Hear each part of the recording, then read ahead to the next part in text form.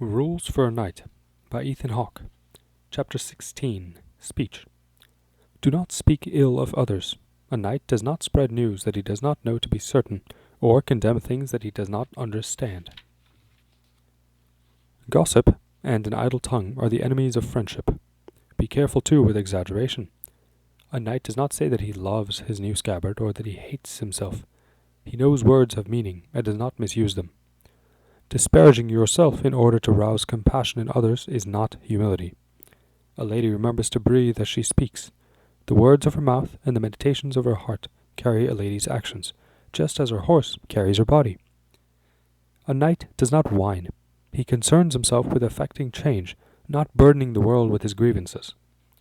Grandfather and I once rode through the high hills near the southern coast of Cornwall towards Zenner Castle.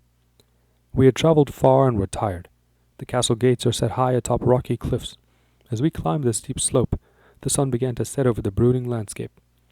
I remember announcing, "Oh my, look at the sun. It is unspeakably ravishing." Grandfather nodded in agreement. We continued on, and the higher we went, the more splendid was the sunset. I continued my praise. "Grandfather, see how the sun is simply radiant. Look at the reds and the streaks of burnt yellow. Isn't it wonderful?" Grandfather simply nodded, hunched over his horse. When we arrived at the gates, the sun had gone down and it was full night. I asked Grandfather, "Didn't you think the sunset was glorious? Why didn't you say anything?" "The sun was speaking for itself," the old knight replied. Later, as we were falling asleep, each comfortable in his own small cot high in the castle turret, I couldn't let it rest.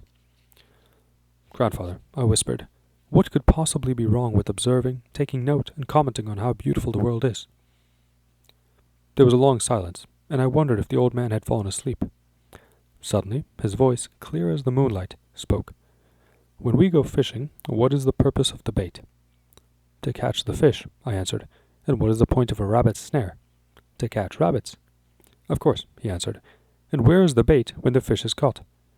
Where is the snare when we have the rabbit?" I was not sure of the correct answer, but tried simply, "Forgotten?" "Exactly. And the purpose of words is to convey ideas, right? Where are the words when the idea is grasped?" "Forgotten?" I asked. "Exactly," he said. "Now where can we find a man who has forgotten words? That is a man I should speak with." He chuckled, and soon I heard his breath grow heavy with sleep. I lay there unable to rest, looking out the small window above his bed. The moon was bright and full. This little window was nothing but a hole in the wall, yet it filled the whole room with light. End of chapter 16.